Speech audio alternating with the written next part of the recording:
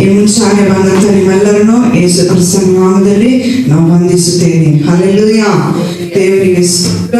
ದೇವರ ಈ ರೀತಿಯಾಗಿ ದೇವರ ಸಮ್ಮುಖದಲ್ಲಿ ಸೇರಿ ಬರುವಂತ ಒಂದು ಮನಸ್ಸನ್ನು ದೇವರಿಗೆ ಕೊಟ್ಟಿದ್ದಾನೆ. ಅದಕ್ಕಾಗಿ ದೇವರಿಗೆ ಸ್ತೋತ್ರ ಮಾಡುತ್ತೇನೆ. Hallelujah, hallelujah, hallelujah. ನಿದ್ರೆ ಮಾಡುವರು ಹಲ್ಲೆಲೂಯಾ.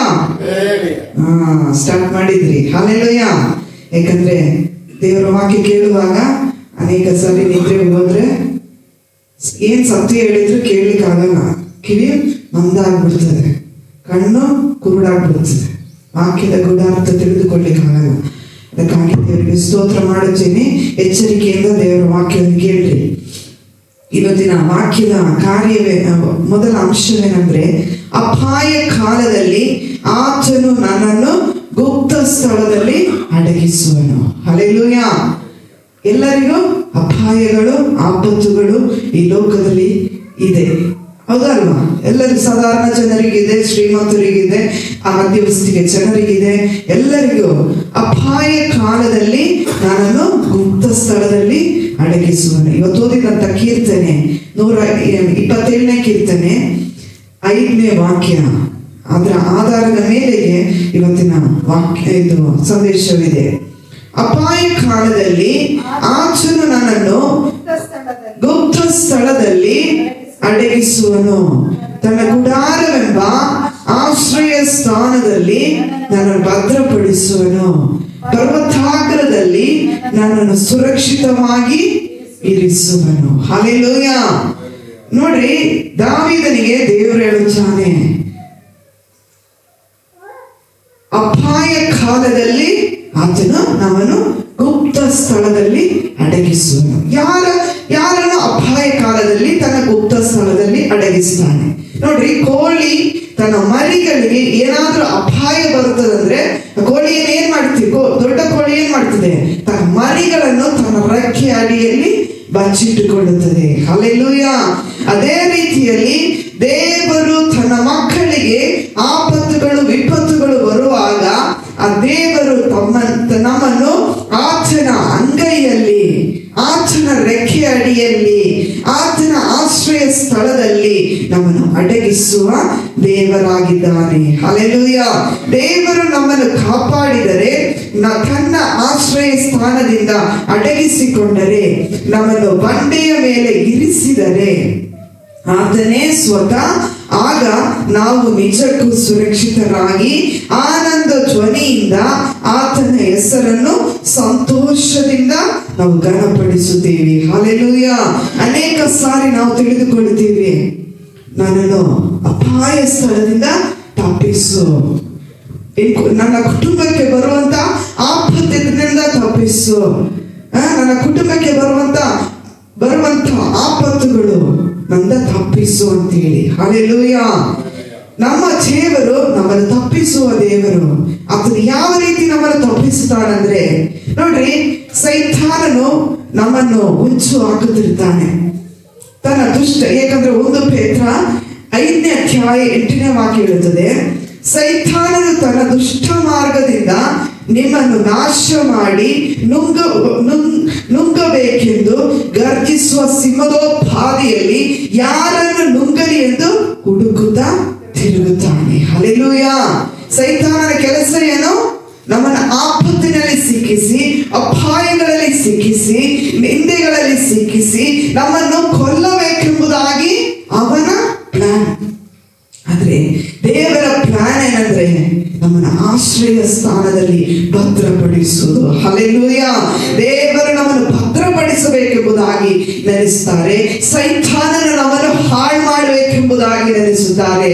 ಆದರೆ ದೇವರ ಮಕ್ಕಳೇ, ಕರ್ತನಲ್ಲಿ ನೀನು ನೆಲೆಗೊಂಡಿದ್ದರೆ, ಕರ್ತನಲ್ಲಿ ನೀನು ನಂಬಿಗಸ್ತಿಕೆಯಿಂದ ಓಡುತ್ತಾ ಇದ್ರೆ, ಕರ್ತನ ಮೇಲೆ ನಿರೀಕ್ಷೆ ಇದ್ರೆ, ಕರ್ತನ ಮೇಲೆ ಭಯಭಕ್ತಿ ಇದ್ದರೆ, ಕರ್ತನ ಮೇಲೆ ನೀನು ಧೈರ್ಯದಿಂದ ಯಾವುದಕ್ಕೂ ಚಂಚಲ ಮನಸ್ಸಿಲ್ಲದೆ ಸಮಾನವಾಗಿದ್ದರೆ ಏನ್ ಮಾಡ್ತಾನಂದ್ರೆ, ದೇವರನ್ನು ಹುಡುಕಿ ಆಶೀರ್ವಾದವನ್ನು ಪಡೆದುಕೊಳ್ಳಬೇಕೆಂಬುದೇ ಅವನ ಮುಖ್ಯ ಉದ್ದೇಶ.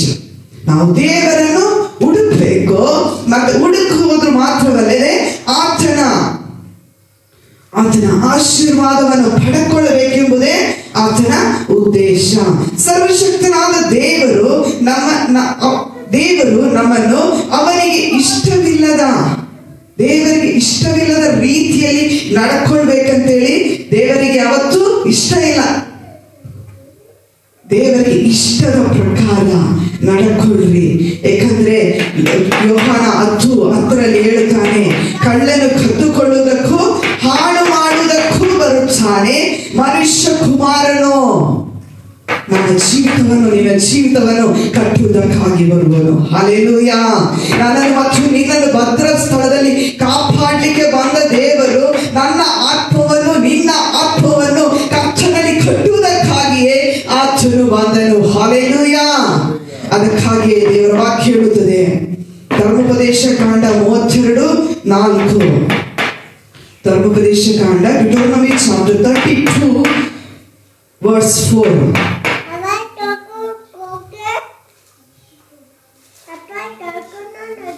Deuteronomy chapter 32:4.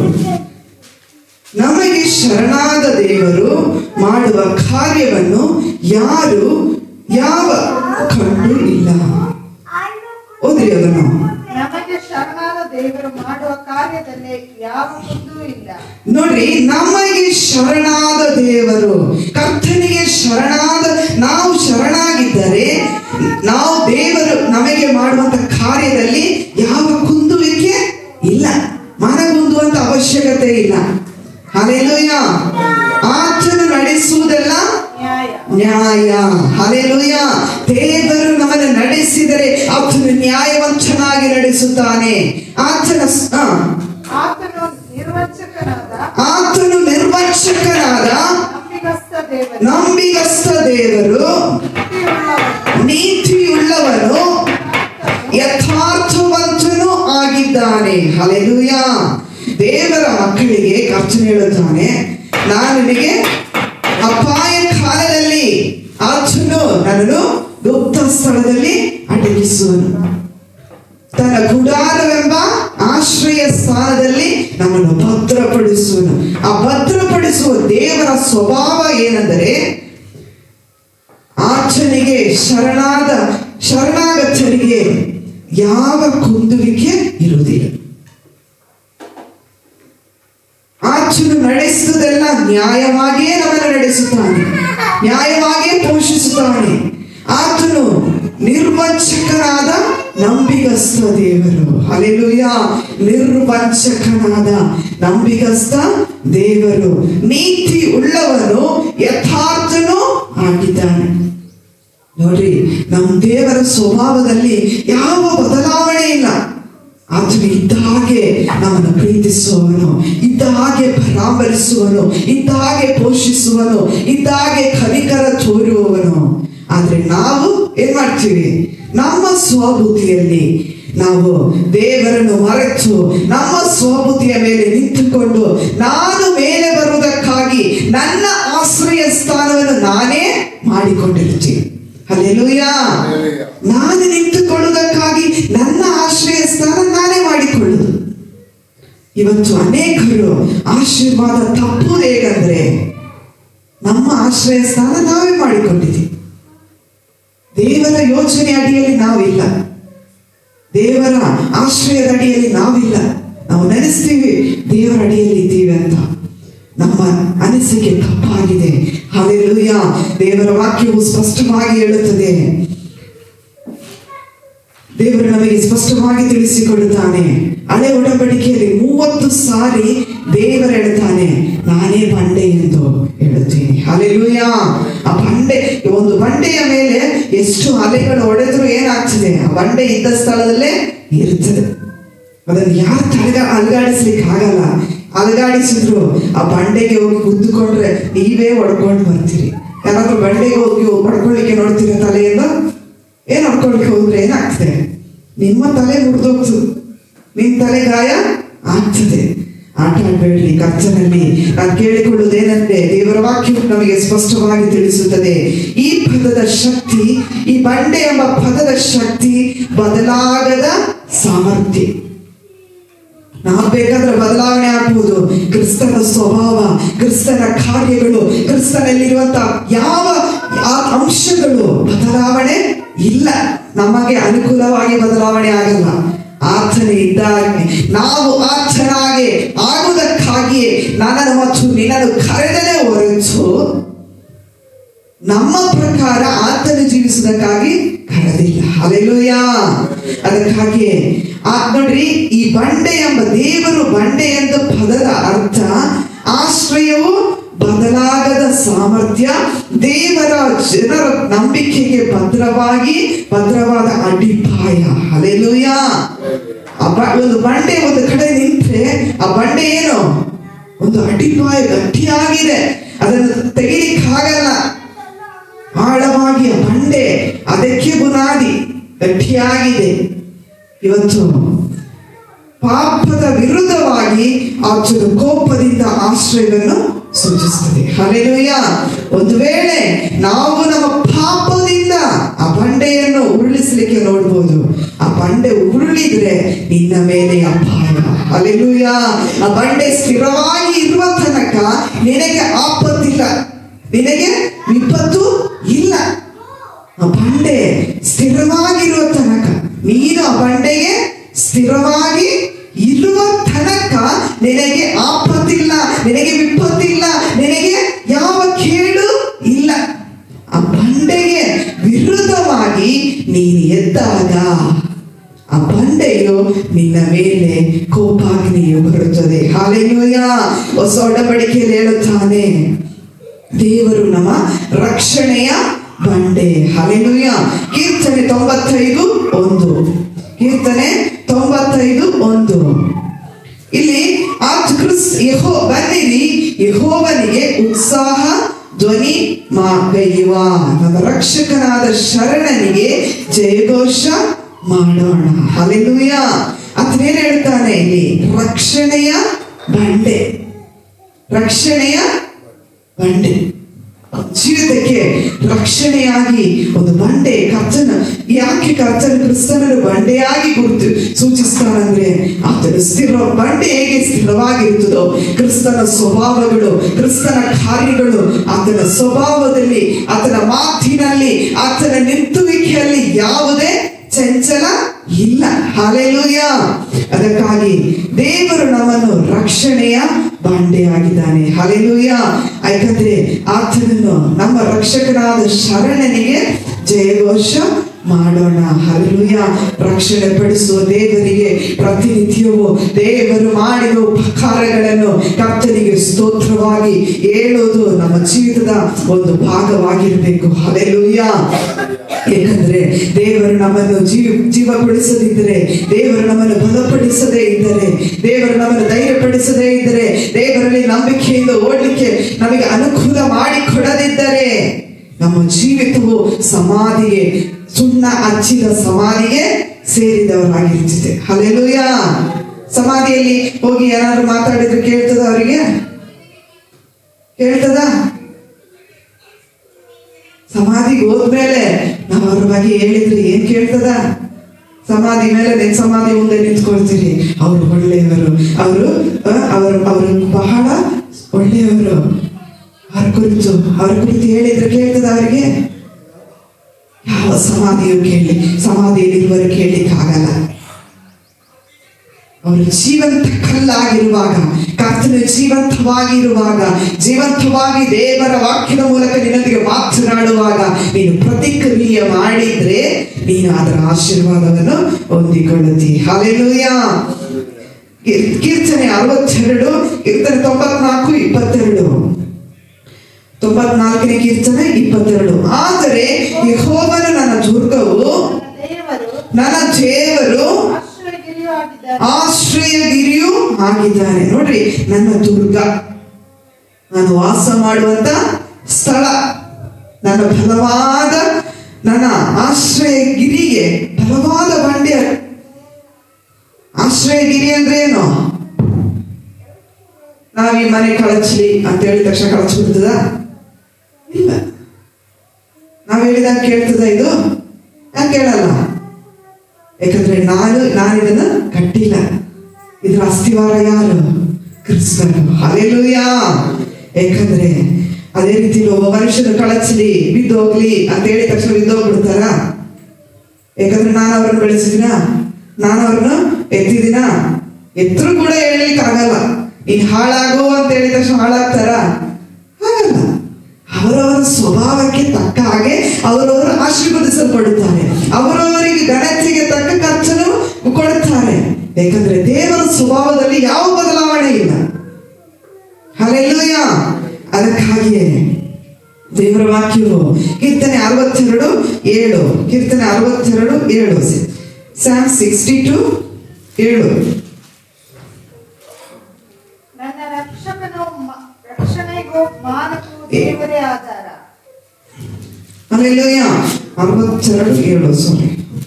ನನ್ನ ರಕ್ಷಣೆಗೂ ಮಾನ್ಯಕ್ಕೂ ದೇವರೇ ಆಧಾರ. ನನ್ನ ರಕ್ಷಣೆಗೂ ಮಾನ್ಯಕ್ಕೂ ದೇವರೇ ಆಧಾರ.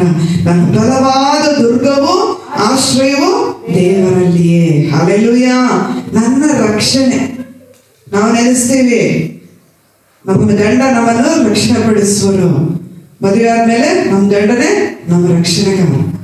ನಮ್ಮ ಹೆಂಡತಿ, ಗಂಡನ ಹೇಳ್ತಾ ನೆನೆಸ್ಬೋದು, ಹೆಂಡತಿ ನನ್ನ ರಕ್ಷಣೆ. ತಂದೆ ತಾಯಿಗಳು ಮಕ್ಕಳು ನೆನೆಸ್ತೀವಿ, ತಂದೆ ತಾಯಿಗಳೇ ನನಗೆ ಆಧಾರ, ನನಗೆ ಅವರೇ ರಕ್ಷಣೆ. ಒಂದು ವೇಳೆ ಶಾರೀರಿಕವಾಗಿ ರಕ್ಷಣೆ ಪಡಿಸ್ತಿರ್ಬೋದು, ಆದ್ರೆ ಆತ್ಮಿಕವಾಗಿ ಕರ್ತನಲ್ಲಿ ಕೇಳಿದರೆ ರಕ್ಷಣೆಗೂ ಮಾನಕ್ಕೂ ದೇವರೇ ಆಧಾರ. ದೇವರ ಆಧಾರ ಬೇಕು ನಮಗೆ. ಬಲವಾದ ದುರ್ಗವು ಆಶ್ರಯವು ದೇವರಲ್ಲಿಯೇ. ನಮ್ಮ ಸ್ಥಿರ ನಂಬಿಕೆ ಯಾವಾಗ ನಾವು ಕರ್ತನಲ್ಲಿ ಇಡುತ್ತೀವೋ ಅವಾಗ ಆಶೀರ್ವದಿಸಲ್ಪಡುತ್ತೀವಿ. ಹಲ್ಲೆಲೂಯಾ. ನಮ್ಮ ಕೆಲಸದ ಮೇಲೆ, ನಮ್ಮ ಸ್ವಯಂ ಕಾರ್ಯದ ಮೇಲೆ, ಸ್ವಬುದ್ಧಿಯ ಮೇಲೆ ನಮ್ಮ ಆಲೋಚನೆಯನ್ನು ಇಟ್ಟರೆ ನಾವೇನ್ ಮಾಡ್ತೀವಿ? ನಮ್ಮ ಆಲೋಚನೆ ಎಲ್ಲವನ್ನು ದೇವರು ಟಿಶ್ಯೂ ಪೇಪರ್ ಆಗಿ ಮುದ್ದೆ ಮಾಡಿ ತೆಗೆದಾಕ್ತಾರೆ. ಹಲ್ಲೆಲೂಯಾ. ದೇವರ ಆಲೋಚನೆ ಮೇರೆಗೆ ನಮ್ಮ ಮಾತುಗಳು, ನಮ್ಮ ಕಾರ್ಯಗಳು ಇದ್ದರೆ ನಾವು ಮಾಡುವಂತ ಕಾರ್ಯದಲ್ಲಿ ಸಫಲತೆ ಕಾಣುತ್ತಾ ಹೋಗ್ತೀವಿ. ಹಲ್ಲೆಲೂಯಾ. ಈಗ ಕೀರ್ತನೆ 73:26 ವಾಕ್ಯ. ತನು ಮನಗಳು ಶ್ರಮಿಸಿದರು, ನನ್ನ ಆತ್ಮಕ್ಕೆ ಶರಣನು, ನನ್ನ ಶಾಶ್ವತ ಪಾಲು ದೇವರೇ. ಹಲ್ಲೆಲೂಯಾ. ತನು ಮನಗಳು ಕ್ಷಯಿಸಿದರು. ನಮ್ಮ ಆತ್ಮಗಳು ಒಂದು ವೇಳೆ ಕುಗ್ಗಿದರು, ನಮ್ಮ ಮನಗಳು ಯಾವಾಗಲೂ ಕ್ಷೀಣವಾಗಿ ಹೋಗ್ತದೆ. ಆಪತ್ತು ಬರುವಾಗ, ಅಪಾಯ ಬರುವಾಗ, ಇಕ್ಕಟ್ಟು ಬರುವಾಗ ತನ್ನ ಮನ ಏನಾಗ್ತದೆ? ಬಹಳ ಸೋತು ಹೋಗ್ತದೆ. ಸೋತು ಹೋಗುವಂತ ಮನ ಕರ್ತನಲ್ಲಿ ಇದ್ದರೆ, ಆತ್ಮ ಕರ್ತನಲ್ಲಿ ಶರಣನು, ನನ್ನ ಶಾಶ್ವತ ಪಾಲು ದೇವರೇ. ಹಲ್ಲೆಲೂಯಾ.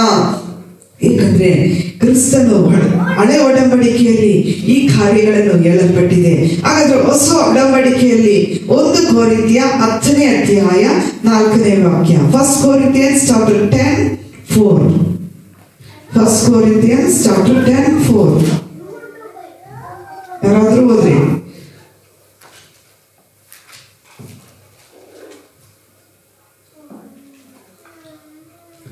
ಅವರೆಲ್ಲರೂ ದೈವಿಕವಾದ ಒಂದೇ ನೀರನ್ನು ಕುಡಿದರು.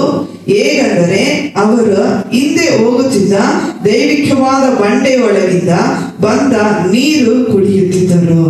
ಆ ಬಂಡೆಯೇ ಕ್ರಿಸ್ತನು. ಹಲ್ಲೆಲೂಯಾ. ಹಳೆ ಒಡಂಬಡಿಕೆಯಲ್ಲಿ ಆತನು ತನ್ನ ಸ್ವಭಾವದ ಮೂಲಕ ಆಶ್ರಯ ದುರ್ಗವಾಗಿದ್ದಾನೆ ಅಂತೇಳಿ, ನಾನೇ ಫಲವಾದ ಬಂಡೆ, ಹೃದಯದ ಬಂಡೆ ಅಂತೇಳಿ ಹಳೆ ಒಡಂಬಡಿಕೆಯಲ್ಲಿ ಪ್ರಕಟಗೊಳಿಸಿದನು. ಹೊಸ ಒಡಂಬಡಿಕೆಯಲ್ಲಿ ಆತನೇ ನಿನ್ನ ಬಂಡೆ. ಹಲ್ಲೆಲೂಯಾ. ಈ ಬಂಡೆಗೆ ವಿರುದ್ಧವಾಗಿ ನಾವು ಎದ್ದರೆ ನಾವೇ ಪೆಟ್ಟು ತಿಂದು ಬರ್ತೀವಿ. ಹಲ್ಲೆಲೂಯಾ. ಈ ಬಂಡೆಗೆ ವಿರುದ್ಧವಾಗಿ ನಾವು ಎದ್ರೆ, ಆ ಬಂಡೆಗೆ ವಿರುದ್ಧವಾಗಿ ನಾವು ಹೇಳುವಾಗ ನಮ್ಮ ಸ್ವಭಾವಗಳು, ನಮ್ಮ ಮಾತುಗಳು, ನಮ್ಮ ಕಾರ್ಯಗಳು, ನಮ್ಮ ಏನೇ ಇದ್ದರೂ ದೇವರ ಸಮ್ಮುಖದಲ್ಲಿ ದೇವರಿಗೆ ಇಷ್ಟವಿಲ್ಲದ ಏನೇ ಇದ್ದರೂ ಅದಕ್ಕೆ ಪೆಟ್ಟು ತಿಂದು ನಾವೇ ಬರುತ್ತೀವಿ. ಹಲ್ಲೆಲೂಯಾ. ಅದಕ್ಕಾಗಿ ದೇವರ ವಾಕ್ಯವು ಮತ್ತಾಯನ ಸುವಾರ್ತೆ 21ನೇ ಅಧ್ಯಾಯ 42-44, ಮ್ಯಾಥ್ಯೂ ಚಾಪ್ಟರ್ 21:42-44. ಯೇಸು ಅವರಿಗೆ ಮನೆ ಕಟ್ಟುವವರು ಬೇಡವೆಂದ ಬಿಟ್ಟ ಕಲ್ಲು ಮುಖ್ಯವಾದ ಮೂಲೆಗಲ್ಲಾಯಿತು. ಇದು ಕರ್ತನಿಂದಲೇ ಆಯಿತು. ನಮಗೆ ಆಶ್ರಯವಾಗಿ ತೋರುತ್ತದೆ ಎಂಬ ಮಾತನ್ನು ನೀವು ಶಾಸ್ತ್ರದಲ್ಲಿ ಓದಿರಲಿಲ್ಲವೋ? ಆದ್ದರಿಂದ ದೇವರ ರಾಜ್ಯವು ನಿಮ್ಮಿಂದ ತೆಗೆಯಲ್ಪಟ್ಟು ಅದರ ಫಲಗಳನ್ನು ಕೊಡುವ ಜನಕ್ಕೆ ಕೊಡಲಾಗುವುದು. ಈ ಕಲ್ಲಿನ ಮೇಲೆ ಬೀಳುವವನು ತುಂಡು ತುಂಡಾಗುವನು. ಇದು ಯಾರ ಮೇಲೆ ಬೀಳುತ್ತದೋ ಅವನನ್ನು ಪುಡಿ ಪುಡಿ ಮಾಡುವುದು ಎಂದು ಹೇಳಿದನು. ಹಲ್ಲೆಲೂಯಾ. ದೇವರ ವಾಕ್ಯವು ನಮಗೆ ಸ್ಪಷ್ಟವಾಗಿ ಕಲಿಸುತ್ತದೆ. ಮನೆ ಕಟ್ಟುವಾಗ ಬೇಡವೆಂದ ಬಿಟ್ಟ ಕಲ್ಲು ಮುಖ್ಯವಾದ ಮೂಲೆಗಲ್ಲಾಯಿತು. ಹಲ್ಲೆಲೂಯಾ. ನೋಡ್ರಿ, ಈ ಕಾಂಕ್ರೀಟ್ ಗಾರೆ ಕೆಲಸ ಮಾಡುವವರು ನೋಡ್ರಿ, ಅನೇಕ ಕಲ್ಲು ತೆಗಿತಾರೆ, ಕಟ್ ಮಾಡ್ತಾರೆ, ಹೊಡಿತಾರೆ, ಇಡ್ತಾರೆ. ಆದ್ರೆ ಅನೇಕ ಸಾರಿ ಬಿಟ್ಟು ಕಟ್ ಮಾಡಿ ಬಿಟ್ಟದೆಲ್ಲ ಅಲ್ಲಿ ಮುಖ್ಯವಾಗಿ ಇರ್ತದೆ, ಅಲ್ಲಿ ಇರ್ತದೆ. ಅವಾಗ ಏನೋ ಒಂದು ಸಂದು ಮುಚ್ಚಲಿಕ್ಕೋಸ್ಕರ ಏನ್ ಮಾಡ್ತಾರೆ ಅವರು, ಸಂದು ಮುಚ್ಚಲಿಕ್ಕಾಗಿ ಅವರು ಅಕಲ್ ತೆಗಿ ಅಂತ ಹೇಳಿ ತಕ್ಷಣ ತೆಗೆದು ಅದನ್ನು ಸಂದಿಗಿಟ್ಟು ಸಿಮೆಂಟ್ ಹಚ್ಚಿಬಿಡ್ತಾರೆ. ಹಲ್ಲೆಲೂಯಾ. ಬೇಡವೆಂದ ಬಿಟ್ಟ ಕಲ್ಲು.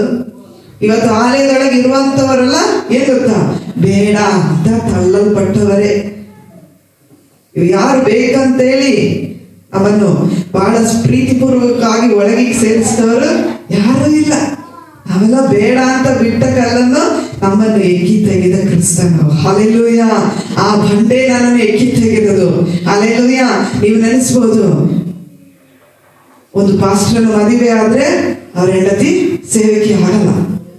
ಪಾಸ್ಟರ್ ಮದುವೆ ಆದ ತಕ್ಷಣ ಹೆಂಡತಿ ಸೇವಕಿ ಆಗ್ತಾಳ? ಬರ್ತದ? ಅದೇ ಬುದ್ಧಿಗೆ, ಅದೇ ದೇವರ ಧ್ಯಾನಕ್ಕೆ ದೇವರು ತರ್ತಾರ? ಇಲ್ಲ. ದೇವರ ಚಿತ್ತ, ದೇವರು ಆರಿಸಿಕೊಂಡಿದ್ದರೆ ಉಪಯೋಗಿಸುತ್ತಾನೆ. ಹಲ್ಲೆಲೂಯಾ.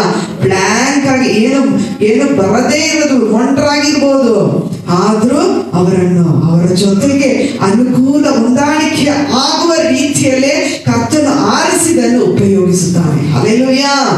ಅನೇಕ ಸಾರಿ ನಾವು ನೆನೆಸ್ತೀವಿ, ಇದು ಕರ್ತನಿಂದಲೇ ಆಯ್ತಾ, ನಮಗೆ ಆಶ್ಚರ್ಯವಾಗಿ ತೋರುತ್ತದೆ. ಹಲ್ಲೆಲೂಯಾ ಎಂಬ ಮಾತು ನಿಮಗೆ ಶಾಸ್ತ್ರದಲ್ಲಿ ಎಂದಾದರೂ ಓದಲಿಲ್ಲವೋ? ಅದರಿಂದ ದೇವರ ರಾಜ್ಯವು ನಿಮ್ಮಿಂದ ತೆಗೆಯಲ್ಪಟ್ಟು ಅದರ ಫಲವನ್ನು ಕೊಡುವ ಜನಕ್ಕೆ ಕೊಡಲಾಗುವುದು. ಹಲ್ಲೆಲೂಯಾ. ನಾವು ಅನೇಕ ಸಾರಿ ದೇವರೇ ನನ್ನ ನಿಲ್ಲಿಸಿದ್ರ, ದೇವರೇ ನನ್ನನ್ನು ಕರೆದ್ರ, ದೇವರೇ ನನ್ನನ್ನು ಇಟ್ರ ಅಂತೇಳಿ ನಾವು ತಿಳಿದುಕೊಡ್ತೀವಿ. ಇವತ್ತು ಆಲಯದೊಳಗೆ ಯಾರೆಲ್ಲ ಇದ್ದೀರೋ ಅವರನ್ನ ಕರ್ತನೇ ಇಟ್ಟದು. ಹಲ್ಲೆಲೂಯಾ. ಯಾವ ಸಂಶಯವೂ ಬೇಡ. ಯಾಕಂದ್ರೆ ದೇವರು ನಮ್ಮಲ್ಲಿ ನಡಲ್ಪಟ್ಟಂತ ಒಳ್ಳೆಯ ಮರಗಳು. ಹಲ್ಲೆಲೂಯಾ. ಯಾಕಂದ್ರೆ ಆದ್ದರಿಂದ ದೇವರ ರಾಜ್ಯವು ನಿಮ್ಮಿಂದ ತೆಗೆಯಲ್ಪಟ್ಟು ಅದರ ಫಲವನ್ನು ಕೊಡುವ ಜನಕ್ಕೆ ಕೊಡಲಾಗುವುದು. ಯಾರು ನಿಮ್ಮನ್ನು ಕರ್ಕೊಂಬಂದ್ ಬಿಟ್ರ ಆ ಜನಕ್ಕೆ ಅದರ ಫಲ ಕೊಡ್ತೀವಿ ಅಂತ ತಿಳ್ಕೊಳ್ತಾರ? ಇಲ್ಲ. ಯಾರು ಕರ್ತನಲ್ಲಿ ಬೆಳೆಯುತ್ತಾರೋ ಅವರಿಗೆ ಅದರ ಫಲ. ಈ ಕಲ್ಲಿನ ಮೇಲೆ ಬೀಳುವವನು ತುಂಡು ತುಂಡು ಆಗುವನು. ಒಂದು ವೇಳೆ ಈ ಕಲ್ಲಿನ ಮೇಲೆ ಒಳಗೆ ಬಂದು ನಮ್ಮ ಕುಯುಕ್ತಿಯನ್ನು ನಾವು ಮಾಡುತ್ತಾ ಹೋದ್ರೆ ಈ ಕಲ್ಲಿನ ಮೇಲೆ ಬೀಳುವವನು ತುಂಡು ತುಂಡು ಆಗ್ತಾನೆ. ಇದು ಯಾರ ಮೇಲೆ ಬೀಳುತ್ತದೋ ಅವನು ಪುಡಿ ಪುಡಿ ಮಾಡುವುದು. ಹಲ್ಲೆಲೂಯಾ. ಇಲ್ಲಿಯೇ ನಮ್ಮನ್ನು ಕರ್ತನ ಸಮ್ಮುಖದಲ್ಲಿಯೇ ಮುರಿಯುತ್ತಾನೆ. ಕರ್ತನ ಸಮ್ಮುಖದಲ್ಲಿಯೇ ನಮ್ಮನ್ನು ಮೋಲ್ಡ್ ಮಾಡ್ತಾರೆ. ಕರ್ತನ ಸಮ್ಮುಖದಲ್ಲಿ ನಮ್ಮನ್ನು ತಿದ್ದುತ್ತಾರೆ. ಕರ್ತನ ಸಮ್ಮುಖದಲ್ಲಿಯೇ ನಮ್ಮನ್ನು ಎಚ್ಚರಿಸುತ್ತಾನೆ. ಹಲ್ಲೆಲೂಯಾ. ಅನೇಕ ಸಾರಿ ದೇವರ ಕಾರ್ಯಗಳನ್ನು ಮರೆತು ನಮ್ಮ ಸ್ವಂತ ಕಾರ್ಯದಲ್ಲಿ ನಾವು ನಮ್ಮ ಆಲೋಚನೆ ಮೇರೆಗೆ ಏನೆಲ್ಲ ಮಾಡಲಿಕ್ಕೆ ಪ್ರಯತ್ನ ಪಡುತ್ತೀವಿ. ಆ ಪ್ರಯತ್ನ ಕರ್ತನಿಗೆ ವಿರುದ್ಧವಾಗಿದ್ದರೆ ಅವು ಬಂಡೆಯ ಮೇಲೆ ಗುದ್ದುಕೊಂಡಾಗಿದೆ. ಅಯ್ಯೋ, ನಾನು ಹಣ ಹಾಕಿ ನಷ್ಟ ಆಯ್ತು, ಹಣ ಹಾಕಿ ನಷ್ಟ ಆಯ್ತು, ನಾನು ನೆನೆಸಿದ ಹಾಗೆ ಆಗಿಲ್ಲ, ನಾನು ನೆನೆಸಿದ ಹಾಗೆ ಆಗಿಲ್ಲ. ಯಾಕಾಗಿಲ್ಲ? ದೇವರ ಚಿತ್ತವಿಲ್ಲದ ಯಾವ ಕಾರ್ಯದಲ್ಲೂ ಕರ್ತನು ನಿನಗೆ ಸಪೋರ್ಟ್ ಮಾಡಲ್ಲ. ಒಂದು ವೇಳೆ ಮನುಷ್ಯ ನಿನ್ನ ಜೊತೆಗಿರುವರೋ ಅಥವಾ ನಿನ್ನ ಗೆಳೆಯನೋ ಸಪೋರ್ಟ್ ಮಾಡಬಹುದು. ಅದು ಎಲ್ಲಿಯವರೆಗೆ? ಎಲ್ಲಿ ಒಂದು ಲೆವೆಲ್ ವರೆಗೆ ಸಪೋರ್ಟ್ ಮಾಡ್ತಾ ಹೋಗಿ ಏನ್ ಮಾಡ್ತಾರೆ, ಗೆಳೆಯ ಕೈ ಬಿಟ್ಟು ಬಿಡ್ತಾನೆ. ನಾವು ನೆನೆಸ್ತೀವಿ, ಕೊನೆಯವರೆಗೆ ಕೊಂಡೊಯ್ತಾ ಹೋದ್ರೆ ಅದು ಕರ್ತನು ನಮ್ಮನ್ನು ನಡೆಸಿದ್ರು. ಇಲ್ಲದ್ರೆ ಅರ್ಧದಲ್ಲೇ ನಾವು ಹೋಗ್ತಾ ಇದ್ರೆ ಇದು ಕರ್ತನ ಚಿತ್ತ ಇಲ್ಲ, ಕರ್ತನ ನಡೆಸುವಿಕೆ ಇಲ್ಲ, ಇದನ್ನು ಬಿಟ್ಟು ಬಿಡೋಣ. ಹಲ್ಲೆಲೂಯ. ಅದರಲ್ಲಿ ಬರುವ ನಷ್ಟವೋ ಲಾಭವೋ ಅದು ಕರ್ತನಿಗೆ ಬಿಟ್ಟದು. ಹಲ್ಲೆಲೂಯ. ಯಾಕಂದ್ರೆ 1 ಪೇತ್ರ 2:4 ಹೇಳುತ್ತಾನೆ. 1 ಪೇತ್ರ 2:4. First Peter chapter 2:4. ಇನ್ನೂ ಆಳವಾಗಿ ಸ್ವಲ್ಪ ಕೆಳಗೆ ಇಳಿಯೋಣ. 1 ಪೇತ್ರ 2:4.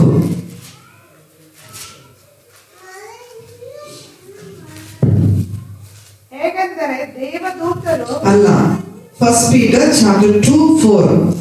ಆ ಕಲ್ಲನ್ನು ಮನುಷ್ಯರು ನಿರಾಕರಿಸಿದರು, ದೇವರು ಅದನ್ನು ಆರಿಸಲ್ಪಟ್ಟದೆಂದು ಮಾನ್ಯವಾದುದೆಂದು ಎಣಿಸಿದನು. ಹಲ್ಲೆಲೂಯ. ನೋಡ್ರಿ, ಅನೇಕರು ನಾವು ಕರ್ತನ ಸಮ್ಮುಖದಲ್ಲಿ ಘನತೆಯಿಂದ ದೇವರ ಕಾರ್ಯವನ್ನು ಘನತೆಯಿಂದ ನಾವು ಮಾಡ್ತೀವಿ. ಆದ್ರೆ ನಾವು ನೆನೆಸ್ತೀವಿ, ಈ ಕಲ್ಲು ನಾನಾ.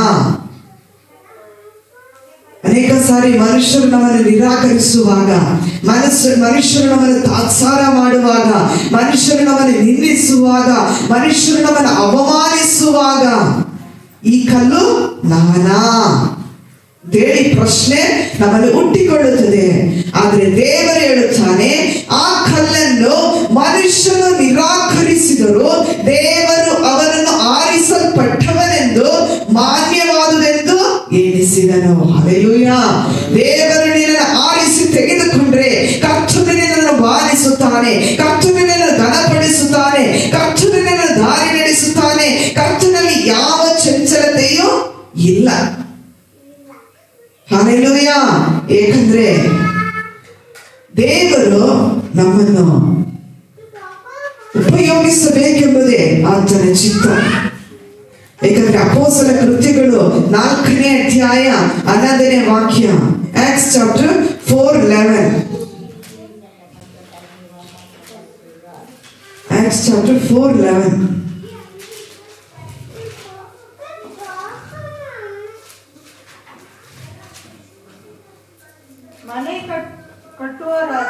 ಮನೆ ಕಟ್ಟುವವರಾದ ನೀವು ಈನೈಸಿದ ಕಲ್ಲು ಆಚನು. ಆಕ್ಟ್ಸ್ 4:11. ಓಕೆ. ಮನೆ ಕಟ್ಟುವವರಾದ ನೀವು ಈನೈಸಿದ ಕಲ್ಲು ಆಚನು. ಆಚನೆ ಮುಖ್ಯವಾದ ಮೂಲೆ ಕಲ್ಲಾಯಿತು. ನಾವು ಅನೇಕ ಸಾರಿ ನಮ್ಮ ಜೀವಿತದಲ್ಲಿ ದೇವರಿಗೆ ಪ್ರಾಧಾನ್ಯತೆ ಕೊಡಬೇಕಾದ ಸ್ಥಳದಲ್ಲಿ ನಮ್ಮ ಸ್ವಂತ ಇಚ್ಛೆಗಳಿಗೆ, ನಮ್ಮ ಸ್ವಂತ ಕಾರ್ಯಗಳಿಗೆ ನಾವೇನ್ ಮಾಡ್ತೀವಿ, ಅವಕಾಶ ಕೊಡ್ತೀವಿ. ಅವಾಗ ನಾವು ದೇವರಲ್ಲಿ ಏನಾಗ್ತೀವಿ, ಈನೈಸಿದ ಕಲ್ಲು.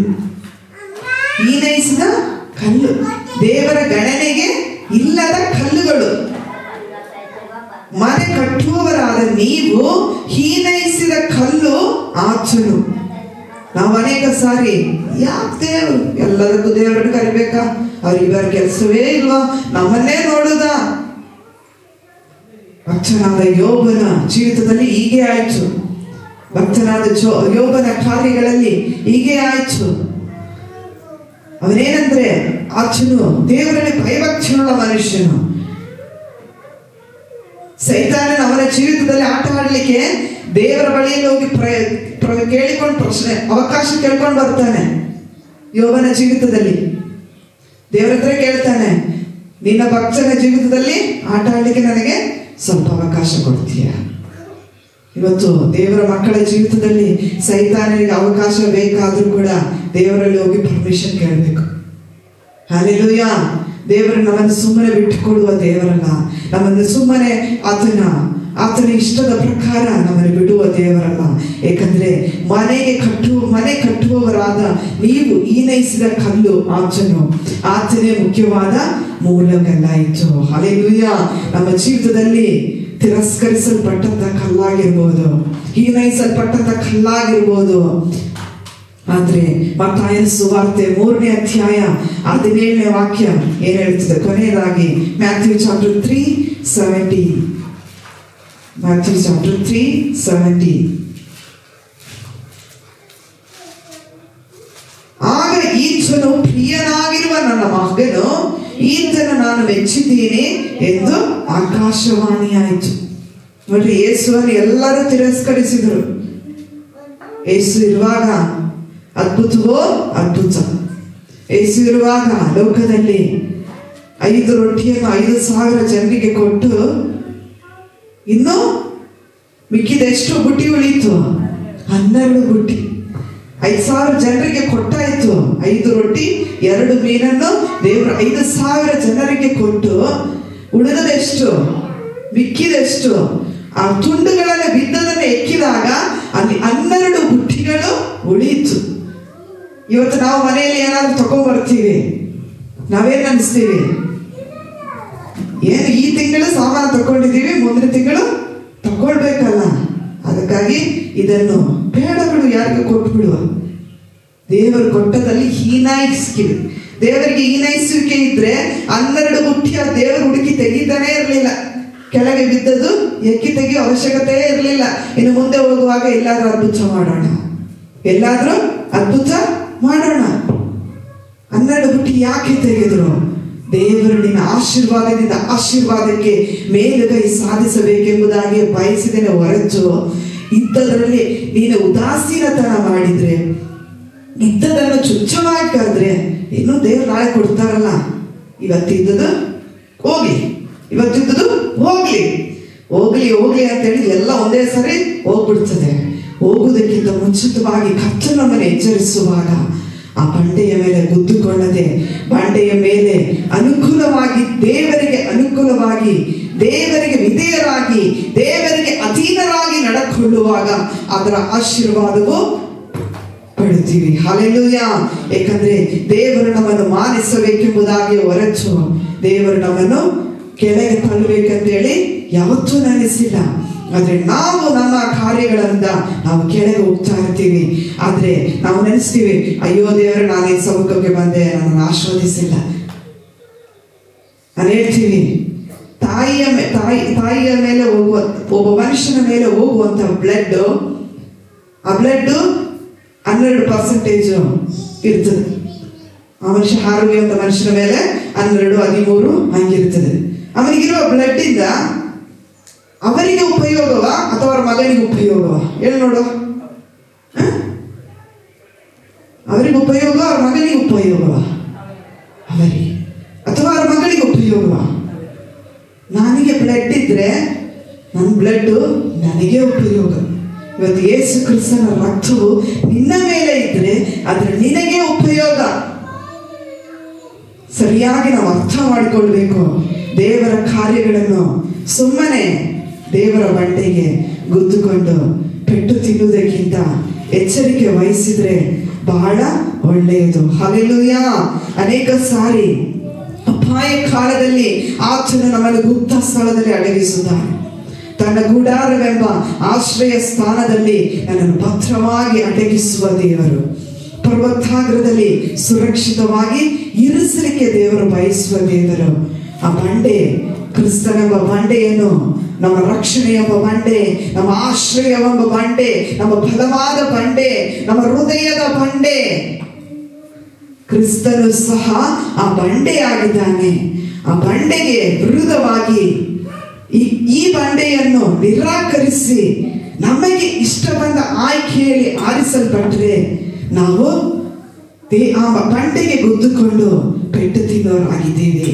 ಏಕೆಂದ್ರೆ ದೇವರು ಹೇಳುತ್ತಾನೆ, ಮನೆ ಕಟ್ಟುವವರಾದ ನಾವು ಹೀನೈಸಿದ ಕಲ್ಲುಗಳನ್ನೇ ಆತನ ಮುಖ್ಯವಾದ ಮೂಲೆಗಲ್ಲಾಯಿತು. ಹಲ್ಲೆಲೂಯ. ದೇವರು ನಮ್ಮನ್ನು ಅನೇಕ ಸಾರಿ ಮಾನಿಸಬೇಕೆಂಬುದೇ ಬಯಸಿದ್ದಾನೆ. ದೇವರು ನಮ್ಮನ್ನು ಘನಪಡಿಸಬೇಕೆಂಬುದೇ ನೆನೆಸಿದ್ದಾನೆ. ದೇವರು ನಮ್ಮನ್ನು ಉನ್ನತಿಗೆ ತರಬೇಕೆಂಬುದೇ ನೆನೆಸಿದ್ದಾನೆ. ಆದ್ರೆ ನಾವೇನ್ ಮಾಡ್ತೀವಿ? ನಮ್ಮ ಇಷ್ಟದ ಪ್ರಕಾರ ಓಡಿ, ನಮ್ಮ ಇಷ್ಟದ ಪ್ರಕಾರ ನಡ್ಕೊಂಡು ನಾವು ಹೀನಯಕ್ಕೆ ಒಳಗಾಗ್ತೀವಿ. ಹಲ್ಲೆಲೂಯ. ದೇವರ ಸಮ್ಮುಖದಲ್ಲಿ ಸ್ತೋತ್ರ ಮಾಡೋಣ. ನಾವೆಲ್ಲರೂ ಎದ್ದು ನಿಂತುಕೊಂಡು